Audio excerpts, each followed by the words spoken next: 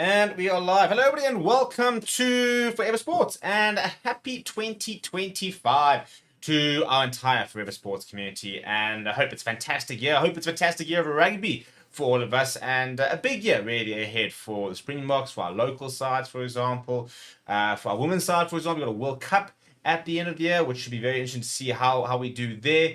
And yeah, another big sort of building year for the Boks, in terms of the 2027 World Cup, which is all of a sudden less than 3 years away.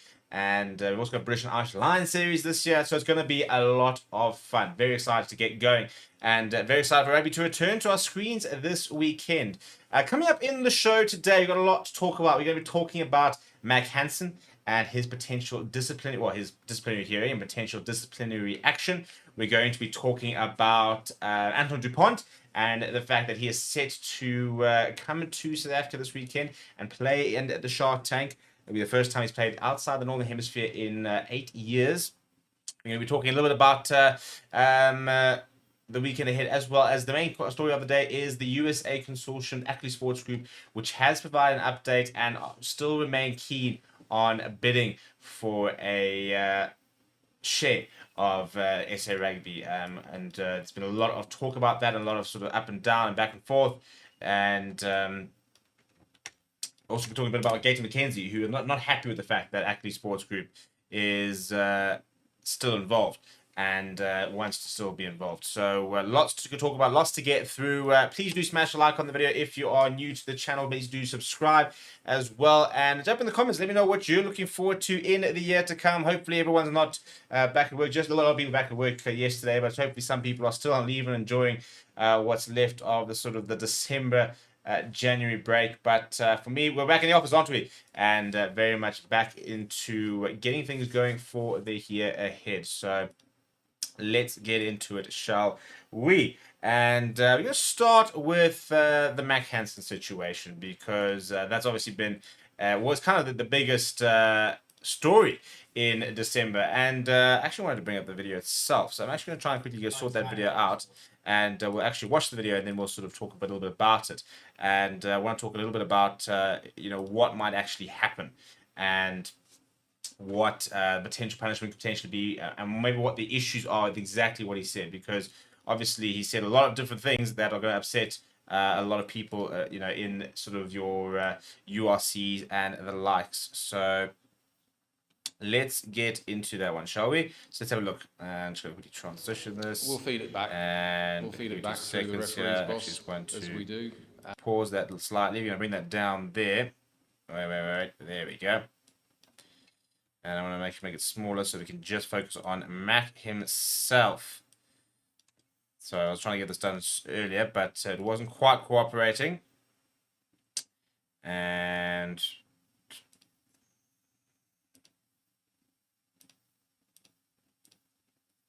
right, here we go. But yeah, in case you missed it, so basically he has officially been given a disciplinary hearing, which will be conducted by the URC. So it's not a World Rugby hearing or anything like that. It is by the URC, and he will be appearing in a disciplinary tomorrow, apparently, which is going to be very interesting to see what kind of the reaction is. So yeah, let's have a look at and listen to exactly what he has to say, and then we'll sort of talk a little bit about it, shall we? Can I say something real quick, Pete, about the situation? Cool. Because, I feel like we get this every week. We never get any calls, ever. I've been feeling this for years now. You can't possibly tell me yourself sitting there, checking. Cool. So this is the big thing. Because, I feel like we get this every week. We never get any calls, ever. I've been feeling this for years now. You can't possibly tell me yourself sitting there, checking the Gus McCarthy one. How much did they check that? 10, 11 times? Bundy gets a direct hit to the head. It's quite obvious. No call, doesn't care. It's we get that every time. So, I don't know if you can hear the frustration in my voice, because it's starting to get to the point where it's, honestly, it's bullshit, and it's starting to get really frustrating for us, because people will say we're an inconsistent team, but Jesus Christ, when you're getting some of the calls we're getting, of course you're going to be. and as I said, I'm not making excuses by any means, but like when you just get it week after week, I feel it's got to be spoken about now, because it's just getting to a point where it's starting to really piss us off, because we just felt like we're getting played out of games, and we never ever get any calls. Didn't even look back at it, and then Josh goes off with a direct hit to the head again, and I was talking to Touchy, he goes, oh, well, when you're tackling, you lead with the head. What? That doesn't make any sense. That's a penalty, regardless. So he's actually said he's hit him in the head with his head, but because he was bent over, it was fine or something like that. When he smacked him in the back of the head with his head, and no call at all, not even a look back. Like, we get that every time. So he'd be in a tough situation if he says it, but like I feel like we need to, like, just needs to be said. Like, it's really fucking starting to get to us. Like, as a big trouble, I think. Big trouble. Like, the more you watch it, the more you kind of really dive into exactly what he said and the way he said. I don't see how he doesn't get away with any sort of without any sort of punishment. I mean, first of all, to say it's bullshit, to continue sort of double downing on, to say really pissing us off, to say we don't get any calls. He is literally going after referees and saying that they are being biased against Connacht, being biased towards other sides. Now, Rassie Erasmus, for example, when he was banned for that year, he put out a video and he basically went through the ref calls and said he didn't really understand how is this, how's that, and never went as far as to basically say that we're being, played out of games, basically. And you're not getting any calls. It's always going against us. So, he's really gone out and been very, very frank with what he thinks and what he says. But, he's called a referee biased. And I don't see how he gets away with anything less than quite a big ban, to be perfectly honest, because they're going to have to take a hard line here. And by the fact that they banned Rassie Erasmus for, that video and stuff like that for a year, I'm very interested to see what they're going to do. I don't see him playing the next couple, at least sort of a month. Could even be longer. But what's quite interesting is that a lot of people obviously come to his aid and basically been saying that he's right, the officiating is really bad and stuff like that. But I don't think that's going to come into it. As the URC, you're not going to sit there and try and say, oh, well, we understand, maybe the refereeing wasn't as good as it should have been, etc., therefore we're not going to punish you. They're going to look at what he said, the way he said it, and they're going to act on that. So, yeah, I think he's in very big trouble. I don't see how he wouldn't be. And I'd be very interested to see what's going to happen tomorrow. So we'll obviously have an update on exactly what does happen and what the punishment is for him. Hopefully we might have that tomorrow. If not, I imagine Thursday before the weekend. I'd imagine we'll get an update on exactly what the punishment is going to be and where he is going to how he's going to serve that punishment and stuff like that. So that's one of the big stories of the week. And let me know what you think. Matt Dixon reckons overrating. What do you think? Was it fair comment? Should he be punished, for example? If he does get punished, what should the punishment be? What would be a fair punishment for that? Let me know down in the comments below. We're going to move on to the big story of the week, which is that Ackerley Sports Group are very much still involved in the potential bid. So in terms of the official update on the bid to buy a piece of a commercial branch of SA Rugby. So basically the whole bid to buy the Boks inverted commas, which is not entirely accurate, but basically how it's being referred to. So Ackerley Sports Group was the group that was the preferred bidder last year. Now the big thing is their bid expired at the end of the year, which means that now other people can get involved. Now, initially, there was a story that was talking about some South African investors, like Johan Rupert, for example, Johan Leroux, Marco Massotti, all coming involved. But the big news for this week is that Ackerley Sports Group have come out and said that they are open to partnering with the South African consortium to try and get some sort of a deal through. So the owners, Chris and Ted Ackerley, put out the following statement saying, in the coming months, ASG will continue to participate in SARI's process to secure a world-class financial syndicate by deepening and expanding its own team. He said ASG intends to engage with any approved South African consortium and to work with a professional advisor to ensure that any future plan is both effective and takes into account the needs of the member unions, which were the unions that rejected the proposal. He said these additions will provide an even stronger engine to the already impactful strategic investment we have developed over the past 15 months. And During the exclusive negotiation period, ASG met with all the member franchises, SARA leadership, and the Minister of Sports to present the merits and strength of the ASG approach. So the main thing is, whilst it was rejected, the ASG bid is not over yet. Whether it will, go ahead and whether they will be the preferred bidder, only time will tell. But the main thing is that this is going to be a very long and drawn-out process, I think. And I think that the whole bid for the box is going to be a very big story throughout the year, because by the end of the year, I imagine we will have some sort of deal finalized. I do think I'll be very surprised if we're not sitting by the end of the year with some sort of equity deal in place, because SARA have been very open about the fact that they need this equity deal, that without this equity deal, they cannot function, and are currently bleeding money. So, and as usual, the main thing everyone's sort of sitting there saying is that if the money goes to the right place, then everyone's happy. But there are so many failed takeovers or equity deals where the money doesn't seem to go to the right place. And that continues to be everybody's worry. The fact that an equity deal, for example, is going to see, the commercial aspects of the box exploited to try and further the goals of the few, of the owners and the likes of that. So the big thing is that we need to ensure that any sort of takeover, or any sort of group, or any sort of financial investment into SA Rugby is being done in the right way. And Gator McKenzie is not particularly happy about the situation, and because he had the following he had to say. And where are we at? Trying to find the thing. But basically he said they must kill this thing, and is not happy with the fact that it's going to be potentially international, and there needs to be more international part of it. So apparently, though, he is open to Ackerley Sports Group being involved only if a South African consortium is involved, and basically 50%. So it has to be sort of 50% of the stake that's going to be sold out needs to be sort of South African money, and that's a big part of it. And McKenzie said the following.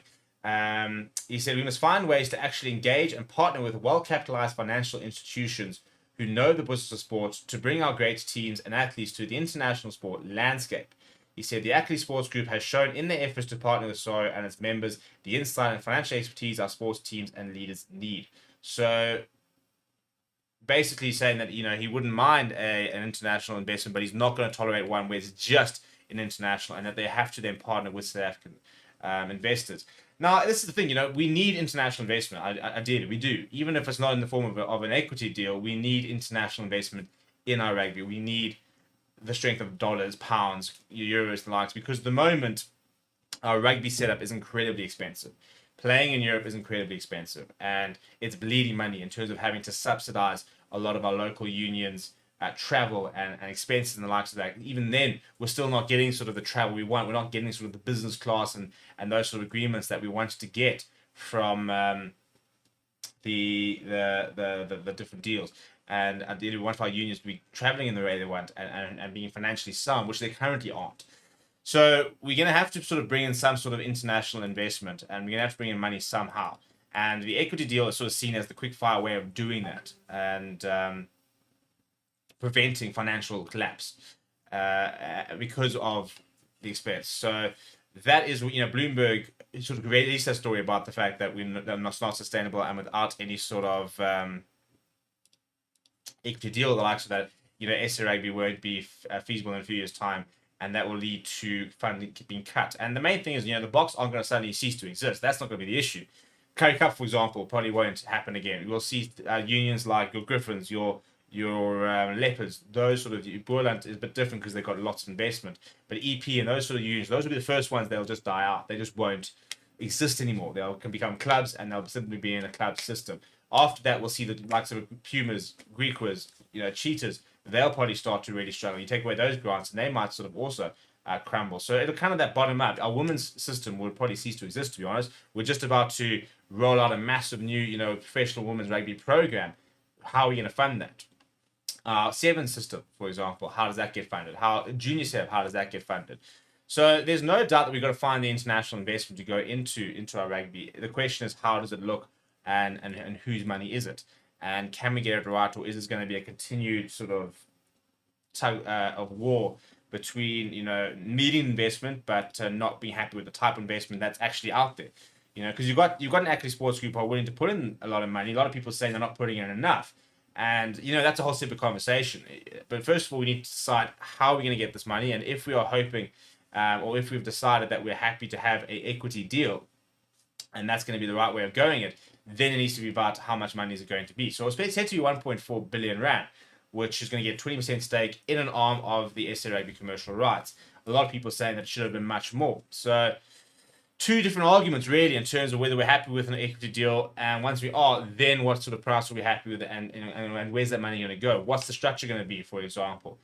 You know, and in terms of the commercial stake, how much money is going to go back towards, you know, ASG and any sort of consortium that takes it over, because they're not going to be sitting there just donating the money. It's an investment, which means they need a return on investment. So how does that look? You know, is it going to be a portion of the SA Rugby profits, the portion of certain commercial deals profits, inverted commas? How do they, you know, how can they take the money out of this branch? You know, if we're going to sit in a really bad financial turmoil, you know, is it going to be a situation where they can't take money out, or can they still take out money? Because being a Manchester United supporter, you know, I've seen firsthand where you've got owners who don't really care, and they sort of take out dividends the whole time whilst the club bleeds money. In this case, the SA Rugby bleeds money, and you continue to sort of rack up large amounts of debt, and all of a sudden you're in further financial turmoil. So it's not an ideal situation, but at the end of the day, the main thing we keep talking about is we've got to find the money somewhere. But we will keep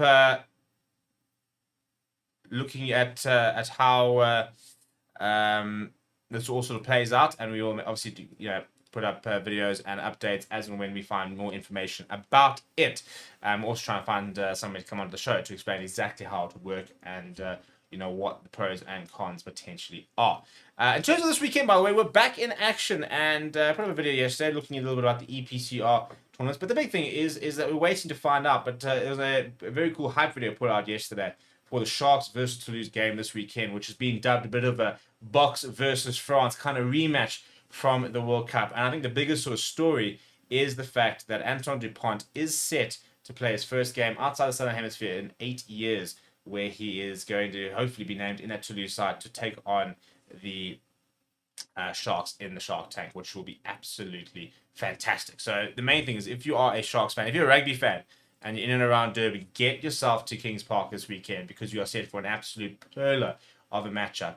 Really, really cool to see that. Hopefully Toulouse will be sending a really strong side. Hopefully you've got a lot of Sharks players who were injured that might be fit. They've had sort of 2 weeks off to try and get a lot of injuries back. Like Andre Esterhuizen, Ackerley Fassi, unlikely to play this weekend. What's going to happen with Eben Etzebeth? Is he back? And, you know, what's the Sharks side going to look like this weekend? We'll only sort of find that out probably on Friday, about 3 o'clock is usually when you have to get the teams out. But, yeah, we'll let you know as and when we find that out. But, yeah, so interesting times ahead. And, yeah, we're going to obviously got a big rugby year ahead of us. We're going to be covering EPCR, the URC, obviously all the BOK games. We're going to be looking at the Women's World Cup, obviously doing a lot of coverage of the British Irish Lions series as well. So exciting times for the channel. If you are new, please do subscribe. Join the community. Please do smash like on the video. We'll be posting videos throughout the day, and then we'll be releasing our official live stream sort of schedule for the next few weeks this week as well. So we'll keep an eye out for that. But thank you very much for watching. It's been a very short show, but nice to just sort of come on here, check in with people, and sort of see how everyone's doing. And then, yeah, we'll obviously have more live shows as the month goes on, and our watch-alongs return on Saturday.